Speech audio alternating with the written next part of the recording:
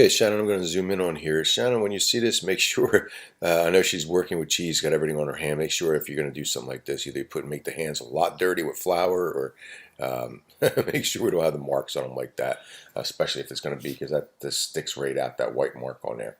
I'd probably correct it in Photoshop, but we don't want to do any corrections here besides levels, dodge, and burn, stuff like that. The image, I'm going to zoom back down. There we go. Not too bad. Still a little bit too much space on the right here. My image would have cropped this down even further. Again, that's all I would have had, like this. That's all I need. We don't need all this information. Again, cropping tighter makes a stronger image. Otherwise, it's not too bad on the exposure.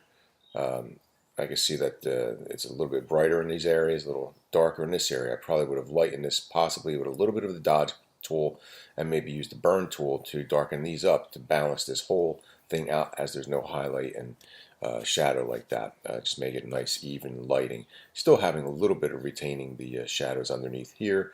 You got a little bit of darkness here, but the hands would have been more balanced. As we look at this one, we see a totally different color shift. I'm looking here and it's a little warmer. I'm looking here and this image is way too blue. It's too blue, there's too much in it. There's no need to have all that in there. Again, I'd probably just crop. That's all I need. Less is more. I don't even need that whole hand in here. I do like having the fork. I'd probably crop it somewhere in there. There's so many ways to crop this.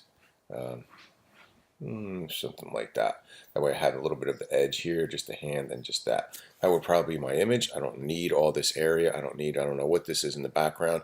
You need to look at your backgrounds and be sure of what you're shooting. You don't want to have stuff that does not contribute to your image. You want to crop your images much tighter. Remember, less is more, especially with food photography. You don't want to show everything that's going on in the kitchen at times. There are times you want to show the whole kitchen, but this is not one of them. You also need to work on your color balance. Make sure that your color balance here is color balanced with this here. As you see, this has a nice warm amber tone, and this is just cold blue.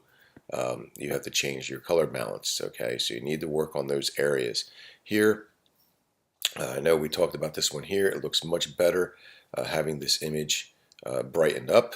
I can see this a little better in here as well. So not too bad on this one. Again, I probably might even crop it a little more. Don't have to show the whole image in this image here because you have the whole thing in here. So I'd probably crop it like that. All right, so let's see anything else we have going on. Here, food photography.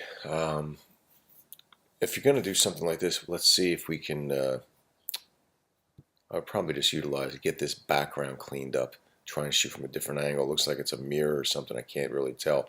But when you're doing something like this, make sure the background is the least amount. It looks like you have papers on the table or something going on here. Maybe a sink in the background. I can't really tell. Looks like a strainer. But make sure that everything's cleaned up when you're shooting. This is pretty clean except this area here. Again, like I said, I would have cropped that differently. And you need to work on your color balance because you have 3 different color balances in here. This one's a little warmer, but it's also a little bluer. This one is too blue, and then this one has a nice warmer tone to it. So work on your color balance. Make sure that they all match. If you're shooting in the same location, now if you were shooting this inside and the other one outside, of course you're going to have a different color balance. But if you're shooting from the same exact spot in the same exact area in the kitchen, you should have the same color balance throughout.